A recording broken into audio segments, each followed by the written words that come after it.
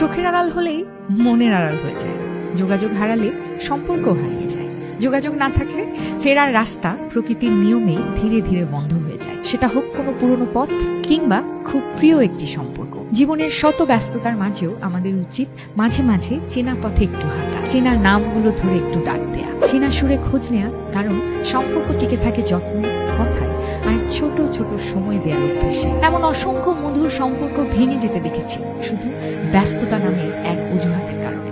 আসলে দিনের 24 ঘন্টা কেউই পুরোপুরি ব্যস্ত থাকে না। আমরা সময় দিই তাদেরকেই যাদের গুরুত্ব নেই। ব্যস্ততার কোনো নির্দিষ্ট সংজ্ঞা নেই, কিন্তু অবহেলার ফল খুব স্পষ্ট। তাই কাজ, ক্যারিয়ার, স্বপ্ন সবকিছুর পাশাপাশি প্রিয় মানুষগুলোকে একটু সময় দিন। কারণ সম্পর্ক একদিনে ভাঙে না, ধীরে ধীরে যোগাযোগ কমতে কমতে দূরত্ব তৈরি হয়। আজই হয়তো একটা ফোন, একটা মেসেজ কিংবা 5 মিনিটের কথা কারণ জীবনে আপনার গুরুত্বটা আবার মনে করিয়ে দিতে পারে। তাই ঠিক এই মুহূর্তে যাকে আপনার মনে পড়ছে এক্ষুনি কল করুন বা এই রিলটি শেয়ার করে দিতে